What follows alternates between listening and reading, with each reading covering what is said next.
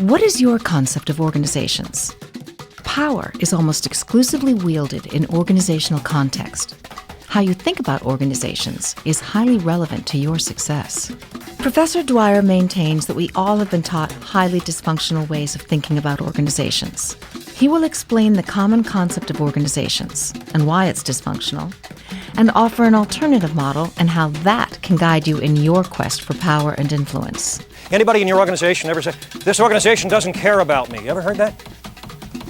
Next time you hear it, you say, "That's right." But don't take it personally. Why? Because the organization doesn't care about anything. Professor Dwyer explains how Disney turned animals into people in the way that we have turned organizations into people, but with less justification. We have turned them into human institutions that think, know, want, and display all kinds of characteristics of human beings. But of course, they do none of that. Organizations do not have, never have had, never will have, indeed organizations cannot have missions or visions or objectives or goals or values or ideals or ideologies. They can't.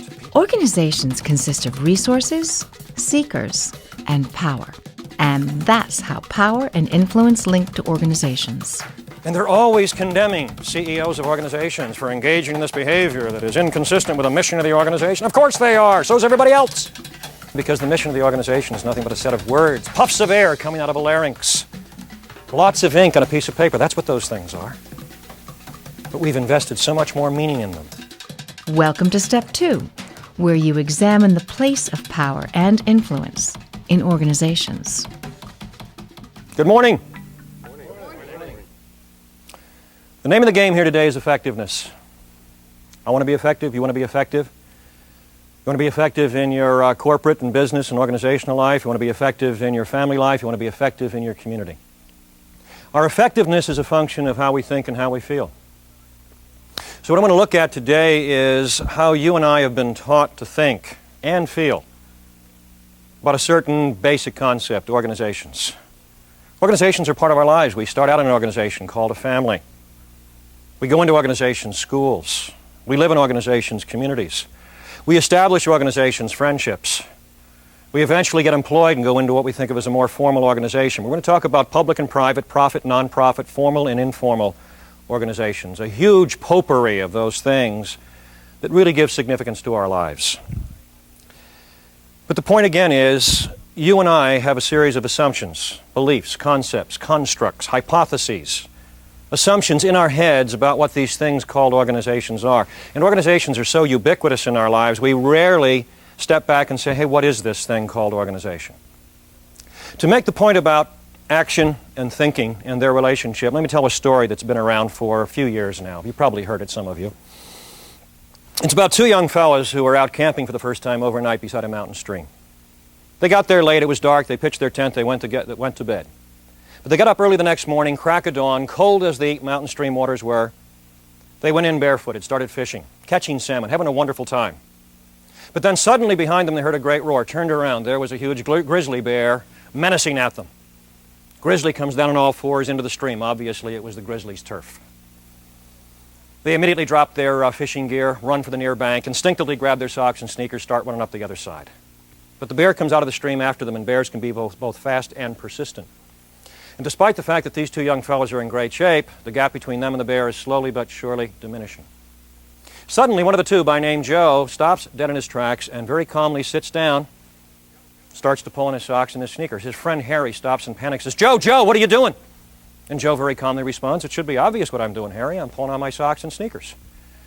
And Harry, in again great panic, says, putting on your socks and sneakers? The bear's almost here. Putting on your socks and sneakers, that's not going to help you outrun the bear. And Joe said, Harry, I just realized I don't have to outrun the bear. I merely have to outrun you. That's called reframing the problem. But it's also a nice illustration that how we process information, how we think about things, our beliefs, our constructs, our hypotheses about what's going on in the world control the patterns of our behavior. In that particular example, it was the end of a beautiful friendship and the beginning of survival for one. So how do we think about things, and how have you and I been taught to think about this very important entity called an organization? So let me see if I can begin to tease out of you some of the things you think about organizations, some of the things I think you were taught, I was taught as we were growing up. We can look at a friendship, a family, a church, a hospital, a university, a governmental agency, a so-called for-profit organization, which many of you are associated with, and say, how come they're all organizations? How can a friendship and General Motors be in the same category? How can a hospital and IBM be in this category that we call organization? So what I'd like you to do for a moment is think to yourself, what are the essential characteristics of anything that might legitimately be called an organization? What does something have to have before we can say, oh, that's an organization? Any ideas? Communications would be very good. Resources would be nice. Procedures. Structure. That's why they call it an organization, right, Francis? Because it has rules and regulations and policies and forms and formats. It has assignments of authority and responsibility. Purpose. Now let's take the word purpose here for a moment, huh? We don't merely talk about the purpose of an organization anymore, do we? We have magnified the language around the notion of purpose. We've talked about objectives, talked about goals. And now, in the last few years, we've gone beyond purposes and objectives and goals, and we now talk about missions. I assume your organization has a mission or two. Has it occurred to you why people like to use the word mission? What are the connotations of the word mission? Outside of ourselves. Outside of ourselves. Nobility. Greater good. I have a mission. I am a missionary. Religious as well as military. When you open, I suppose many of you have those annual reports, slick multicolored volumes full of half-truths. You open up the cover these days, and what does it say? The mission of this organization. Makes it sound as though you've been chartered by God and you're on some sort of a holy quest. But again, as most of you know these days, the language has been inflated further. You're not supposed to have a mission anymore. You're supposed to have vision. Very good. You've got to have a vision. Now, do you understand the logic here? If you have a vision, you don't need a mission, because when you have a vision, you're dealing direct. By the way, I figured out what the next word's going to be. Purpose, objective, goal, mission, vision. What could supersede vision? Revelation. Now, someday the CEO will walk in and say, God gave me the budget. Open up the briefcase, take out 2 tablets, and show you the God-given budget. So, Carl says purpose, objective, goal, mission, vision, and even that's been extended, hasn't it? We have philosophies of the organization now. We have credos. We have ideals and ideologies. We have the values of the organization. So there's a category. Anything else you want to throw into this pot of essential characteristics or essential elements of organization? A lot of people. What are people to the organization? What are you to your organization? What am I to my organization? Resource. So we begin to see that, quite naturally, we understand organizations. We understand they are some arrangement, some collection of resources, including people, structure, and purpose. So let's take a look at this traditional notion of organization. Okay, so we have what I'll call principles and desired outcomes, which you were calling purposes and objectives, missions, visions, philosophies, ideals, ideologies, the values of the organization. That's big conversation these days. So we have principles and desired outcomes in this traditional model of organization, and that tells us which resources to go out and get, and it tells us what structure to create, and the structure is going to have the resources interacting to fulfill the mission, achieve the objective of the organization. So we take these 3 elements and we put them into a structure, a triangle with principles and desired outcomes at the top. That was the concept of organization that I grew up on. I assume you did too. It is the dominant concept out there today. It was the one I was taught quite explicitly as a graduate student. It was the one that I first taught in my first university assignment. But something began to bother me about that. And I began to notice that that way of thinking about organizations led me to engage in behaviors that made me far less effective in dealing with that organization than I might otherwise have been. And it wasn't very easy. I mean, I was in the forest. I'd been in the forest all my life, and you take something like that, a concept that we've all grown up with, a concept that is not challenged, that is not questioned, and you start to probe at it and say, what's the matter with that concept? I knew there was something wrong somewhere. People weren't operating with respect to that notion as ubiquitous, as universal as it was in this as in most industrialized cultures. So what happened one day was I said, wait a minute. There's a puzzling question here. This is a fuzzy kind of question, so I'll try and sharpen it up. But let me start it in its general form. I said, what does an entity, kind of a vague term, what does an entity have to have before it can have principles and desired outcomes, objectives, goals, missions, and visions? We have this computer here. It's an entity. Does it have missions? Does it have visions? How about the carpet? How about the column? How about the chair you're seated in? Those are entities, right? The pillow. Does the pillow have a mission? What do you think? How about vision? No vision in that pillow. Why not? Why can't the chair, the couch, the pillow, the computer, the column, the carpet, why can't those things have missions and visions, principles and desired outcomes? Why not? What is it they're lacking? Soul. A soul? Oh, that'll get controversial. A brain. Or if we could broaden that a little bit, a consciousness. People can certainly have those things. Possibly animals can have some of those things. Maybe even plants can have some of those things. But inanimate objects, inanimate entities cannot. To speak of a glass as having a principle or a value or a mission seems absurd.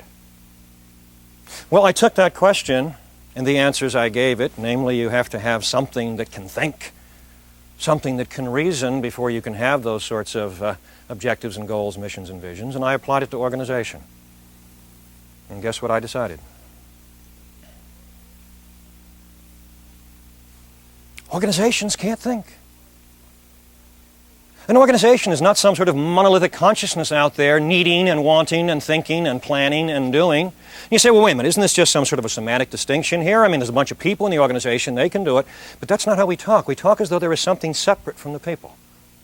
We talk as though organizations are living, moving, breathing, monolithic entities. And I said to myself, but they aren't. For about 100 years now, we've been pretending that organizations are people. We talk about them. We think about them. We say, hey, this organization is deeply committed to its own survival. There's something out there called the organization that is committed to its own survival. And I began to see that as a rather strange way to talk about organizations. Again, as though they were people, as though they thought, wanted, cared. And I said to myself, they don't.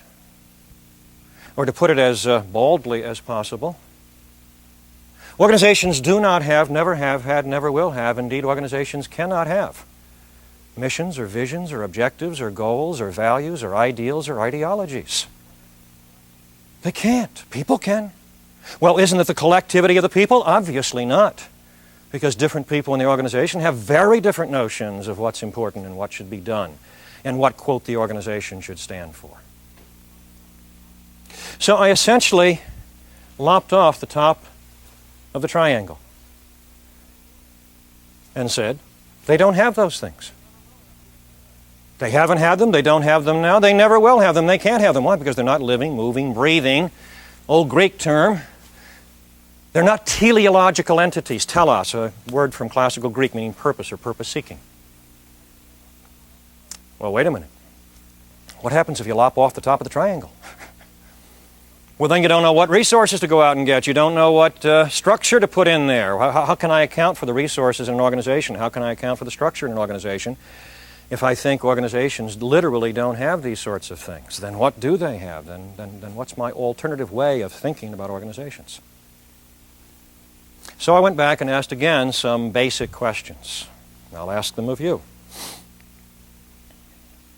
Ultimately, where do organizations come from? What's the genesis, the initiation of all organizations? Public, private, profit, non-profit, formal, informal, friendships, families, churches. Where do they come from? There are billions of organizations on the face of the earth right now that didn't exist at one time and won't exist at some time in the future. And there are billions of organizations that don't exist right now that will in fact exist at some time in the future. So let's talk about the process of initiation, the genesis of organizations. Where do they come from? From people. Now, there are a couple public language, which is what I'm calling this, the public language of organizations. There are a couple of public language answers to that. Why organizations arise in response to people's needs. Well, you've heard that, have you? There's a need for health care, there's a hospital. There's a need for education, there's a school. There's a need for governance, there's a government. Now, at that level, that simple level, it's obviously false, isn't it? There are all sorts of social needs out there in the world for which there are no organizations. There are also clearly a whole series of organizations for which there may be no social need whatsoever. Easier to spot. So I didn't buy that one. Well, there's another one that's a little more plausible. You know where organizations come from? People of shared values, like vision, common interest, come together and create this organization to fulfill that common value, shared interest. And I say, how'd they meet? How'd these people come together? They meet in the street? You got peanut butter on my chocolate. Oh, really? Well, you got chocolate on my peanut butter. And Reese's was born. I don't think so. So I was dissatisfied with the traditional ways of talking about where do organizations arise? How do they come into existence? And I began to probe that, and I came up with a different answer. Maybe not a good answer, maybe not the only answer, but certainly an answer. Wherein do all organizations, public, private, profit, non-profit, formal, informal, where do they start? Sid mentioned it earlier. Where do they start? Common need.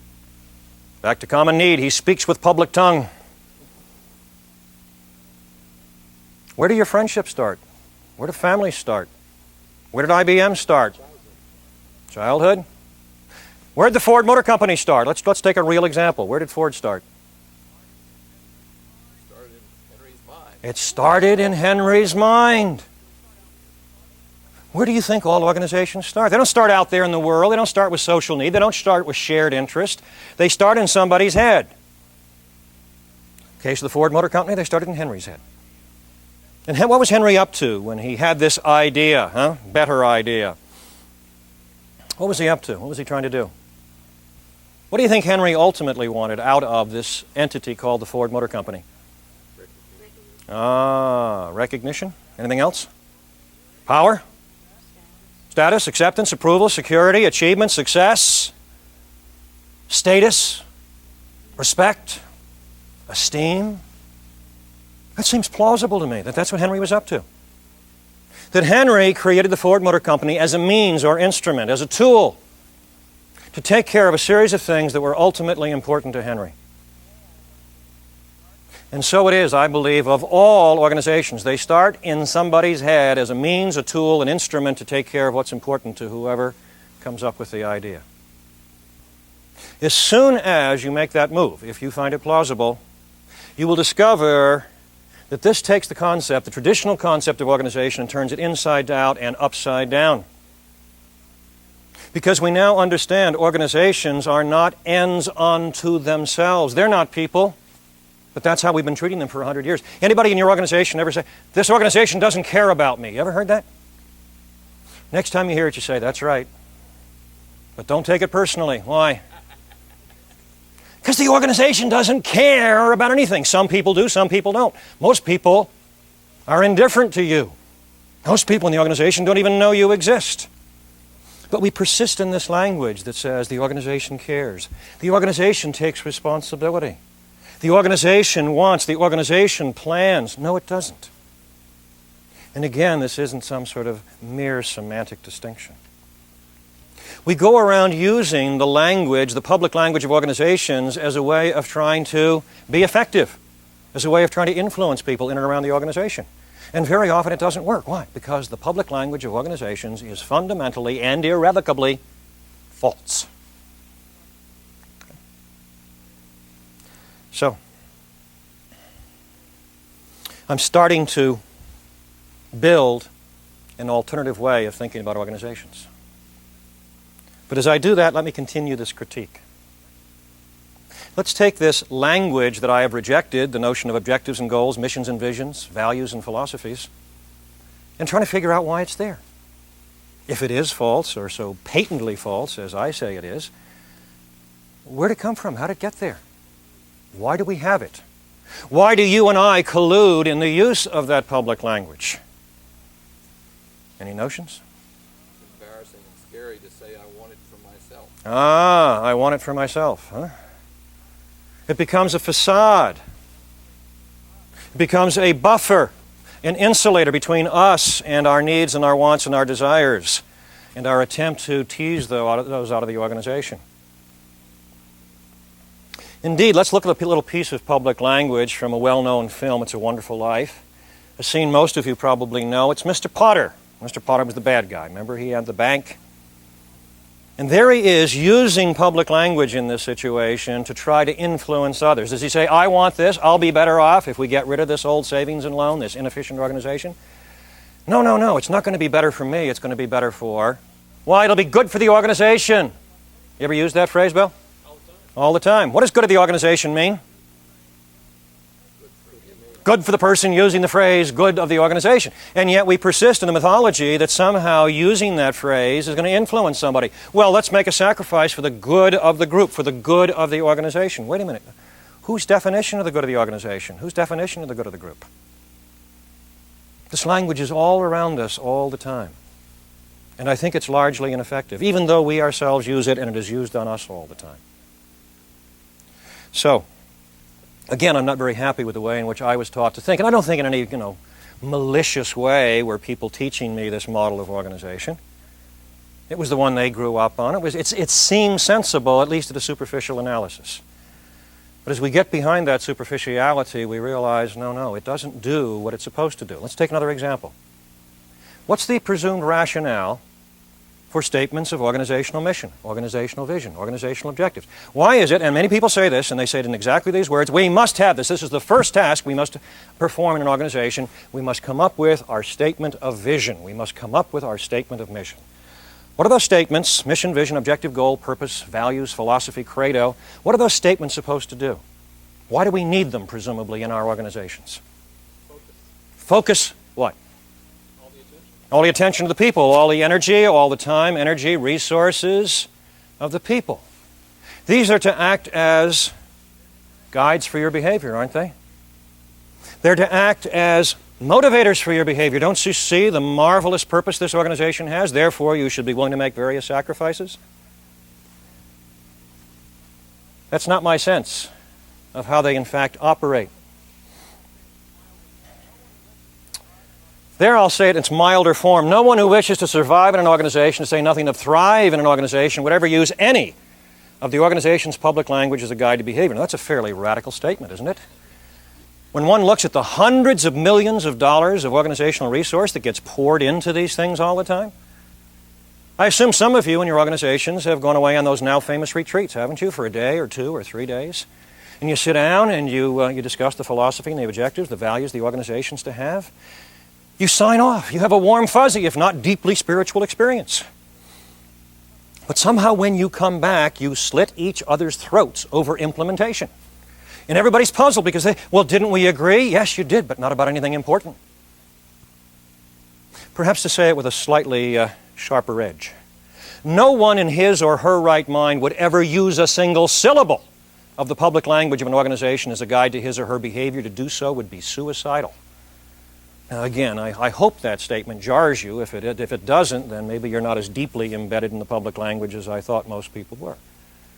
It is neither a guide nor a motivator to anybody who has any sense in any organization. I think I can demonstrate that to you a bit later. Well, now that I have suggested a critique of the way you and I were taught to think and act in and around organizations, I suppose I have some responsibility to put something in its place. Now, there's a great vacuum in your brain, right? Well, if I'm not supposed to use that one, what one am I supposed to use? You can't leave me adrift here with no model of organization. So I will now go back to the task of attempting to build an alternative model of organization.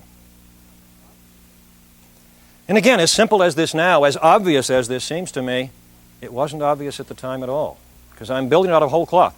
I am the only one I know of who talks this way about organizations, and by the way, that should make you deeply suspicious of what I have to say. It gives me pause on occasion, but not for long. The first thing I did was I came up with a new word. Organizations are not about objectives and goals. They're not about missions and visions. They're not about philosophies and ideals. What are they about? They're about functions. Organizations have functions. Now that's an interesting word, isn't it, huh? Functions. I have a little money clip here. And it not only will hold folded bills, but it has a little blade for cutting, and it has a little file. It even has a little pair of scissors. What does it mean when I say this money clip has functions? What does that mean?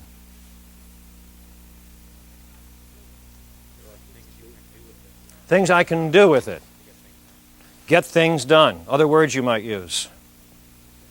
Tasks. Tiny implement. Tool. Instrumentality.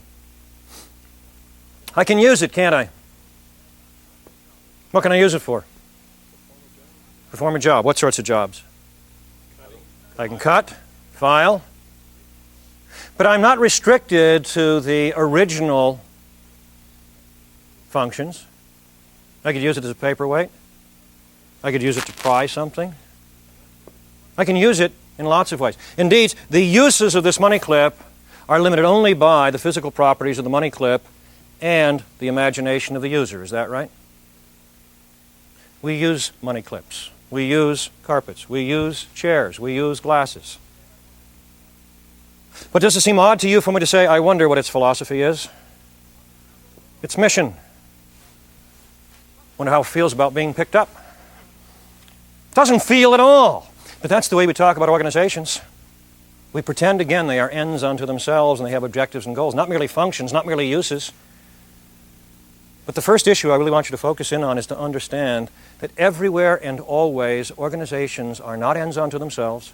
They are means, tools, instrumentalities, artifacts, fabrications, creations, conventions, inventions, conveniences, temporary aggregations of resources that you and I and everyone else use to take care of what is individually important to each of us. So again, the first distinction between the traditional notion of organization and my notion of organization is the sense of function of organizations, uses of organizations. That's what people do with them. They use them. So I want to talk about three functions of organization and three elements in my model of organization. It seems to me the reason human beings create organizations, first and foremost, is as a preliminary device to do something that is pretty essential in life. Let's go back to the Ford Motor Company. What do they say job one is at Ford? Quality. They say that. I mean, it's out there in the advertising all the time, primetime television, a little repetition, puts it in the old neurological memory banks, right? But I would say, no, that's not job one, because this isn't job one in any organization. This is not an attempt to denigrate Ford Motor Company or its products. I understand they've improved markedly in the last few years. Have you driven a Ford lately? They got you. By the way, have you ever looked at that ad and figured out exactly what that means? What are they saying to you about their previous products? Don't try one of the old ones. But the ad is someone's attempt to use the Ford Motor Company to perform the primary, that is, they say the first, initial function of all organizations. And what is that? It's a device to attract resources. It's an idea in someone's head. It was an idea in Henry's head. Henry could have said, hey, Francis, I want you to invest $1 million in me. Or he could have said, hey, I want you to invest $1 million in the Ford Motor Company. At that point in time, they are one and the same thing. But which is more attractive to the investor? The Ford Motor Company. Because now what can Henry do? He can draw pictures of assembly lines and distribution networks. Certainly they're interested in Henry the person, but they want to know what the idea is. Is it going to pay off or not? It's a device to attract resources. Did those people have to buy Henry Ford's vision? What did they have to believe? That giving Henry $1 million was the best thing they could do to take care of what's... Maybe they thought it was going to be a failure and they wanted a tax write-off. I don't know. What a lousy idea this is. Boy, I'll put my $1 million there and I'll be better off in the next tax period. People don't have to buy missions or visions or share values. All they have to do is come to a belief in their head. Hey, doing what you want me to do is the best thing I can do to take care of what's important to me. All organizations are nothing more than mechanisms created by human beings to aggregate, to attract resources. Let's go to the micro level, your interpersonal life. I said a friendship is an organization, right? Has it ever occurred to you why you invest in a friendship? Anybody here ever invest in a friendship? We do use that language, don't we? You go to a party, you meet somebody, they're sort of interesting. You write down their name, take down the phone number. A few days later, overcome your fear of rejection. Pick up the phone, make a phone call, invest in a lunch. What are you doing? You've never done that? What are you doing? How do you describe? How do you think about? How do you frame what you're doing? You don't know what you're doing. Well, you're getting to know the person. You're getting to know the person. To what end? Trying to serve some of your values. Serve some of my values by increase the aggregation of resources available to me to take care of what's important to me. That's why we form friendships. Anybody disinvest in a friendship or more significant relationship in your life?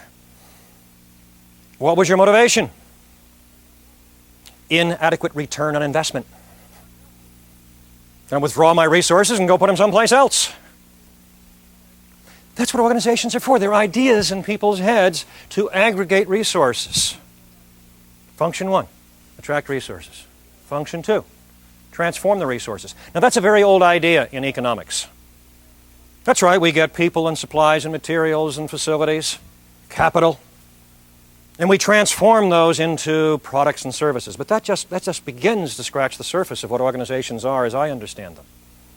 What is this transformation function? Products and services? No. Why? Because we can ask a quite legitimate question. What do we want the products and services? And of course that only refers to a very small set of organizations out there.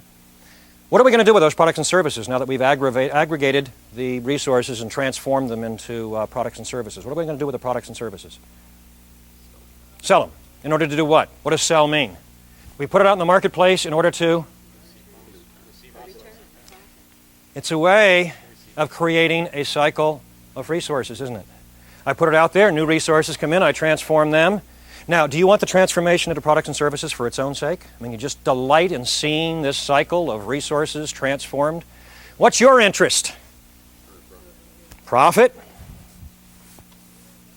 Got to go further than that. Growth? The public tongue is deeply embedded, is it not? Have a job. Oh, now we're getting somewhere. What do I want to do with the set of resources at my university? I want to tap in and suck some out for me. That's right. Oh, no, I'm sorry. You're into profit, market share, growth. Is that what you're into? Anybody here want to increase the cash flow in your organization? You do? Donate your salary. Well, let's not get radical here. I want a greater cash flow so there's more for me to tap into in the way of wages and salaries and fringe benefits and working conditions. A sense of financial security in my life. Or is that irrelevant to you? How many of you have worked for an organization other than the one you work for now? See a show of hands on that? Oh, all of you. How many left your last post voluntarily? Same number, very good. You came to your current organization because you saw the mission statement, is that right? I mean, this wasn't about growth and achievement and income and career and that stuff, was it? It wasn't for you, was it? I mean, you hey, look at that vision. I got to be part of this organization. And I don't mean this in some narrow, selfish, cynical way. All I mean is my behavior, and I assume everybody else's behavior in and around an organization, is dictated by pre-existing states in their head called their values. Those values may be very, very broad and altruistic. I mean, everybody in this group, I assume, believes in morality and ethics and principle and concern for the welfare of others, has a sense of professionalism and pride. Those guide our behaviors too. But my behavior at the university is a function of what's important to me. And some of what's important to me is altruistic, and some of what's important to me is rather narrow and self-centered, and I have to play the tension between those all the time. I think that's true of everyone. So if we begin to look at the essence of this transformational function, it isn't merely goods and services. It isn't even merely personal security and cash flow, is it? Because there are all sorts of organizations in our lives where we take money out of our pockets and hand it over to the organization, the religious group, the political group, the community group. So how can we generalize? How can we figure out what these organizations are ultimately all about? The answer I came to is, again, fairly simple and obvious now, but it certainly wasn't at the time. Organizations are created by human beings as the primary source of personal, intrinsic value satisfaction. That's what they're for. We get much more out of our even profit in nonprofit organizations than a salary or even a sense of continuity of salary. What else do we get? What do you get from your organization? Back to Henry Ford. What was Henry looking for? Prestige. Recognition. Sense of achievement. Success. Approval. Acceptance. Status. Self-esteem. Excitement. Challenge. In a fundamental sense, I don't want to overstate this, in a fundamental sense, you and I are our organizational affiliations. Try a little experiment in your head. Try to describe yourself to me, but you may not name a single organizational affiliation. You can't tell me where you work, you can't tell me what you do, you can't tell me if you're married or if you have children. Those are all organizational affiliations. You can't tell me your hobbies if they have any organizational relationship. You can't tell me your political party. You can't tell me your religion. You and I derive our fundamental identity, our sense of who we are, from our organizational affiliations. And that is what they're for. They're not about missions and visions and objectives, not operationally. They're about me affiliating with an organization, engaged in patterns of behavior in and around that organization, designed by me, albeit subconsciously, to serve my intrinsic values. We all do it all the time. You go to a party. You happen to know one of the people, you haven't met this person yet, you happen to know one of the people there is a physician. Little game, you go up to the physician and say, "Where do you work?" Chances are very good the physician won't tell you where he or she works. They will say, "Oh, I'm a physician." And depending upon where they are in the pecking order of physicians, they might say, "Well, actually, I'm a surgeon." "Well, actually, I'm a neurosurgeon." I said, "I know that. Where do you work?" Why is it they're very unlikely at first to tell you where they work? What medical group? What hospital? That was the question, but why aren't they going to answer that question? Why are they going to answer a different question? What do you do? Secondary association. It's a secondary association. Where does their prestige come from? Where does their status come from? From their position, from their occupation, not from their temporary affiliation. We all do that. We do it all the time. We tap into our affiliations to take care of what's important to us, to enhance our status, our prestige, our esteem in the eyes of others. And that's what organizations are for. Now, that has some very interesting implications. One of them is there's no irrational behavior in organizations. But how many times have you labeled somebody's behavior irrational? "Oh, hey, what Bernie did was really irrational." What does that mean? It means I didn't like it. So I will say that it's inconsistent with the mission of this organization. I don't care that it's inconsistent with the mission of the organization. What I care about is it violates some fundamental sense of what's important to me. So we dress it up in public language, don't we? But if you take a different standard and say, "Hey, Jerry engaged in that behavior because he saw that as the best behavior to engage in to take care of what was important to Jerry," it may not be effective, but is it rational? Completely. It's a totally different standard against which to judge behavior. And read the editorials. And they're always condemning CEOs of organizations for engaging in this behavior that is inconsistent with the mission of the organization. Of course they are. So is everybody else. Why? Because the mission of the organization is nothing but a set of words, puffs of air coming out of a larynx, blots of ink on a piece of paper. That's what those things are. But we've invested so much more meaning in them. Function 1, human beings use organizations to attract resources. Function 2, to transform those resources into intrinsic value satisfactions. Function 3 flows very naturally from the other two. Allocation. You and I use organizations as the fundamental device to allocate value satisfactions. To whom first? Self. But it's not only to self. It's a little more interesting and subtle than that.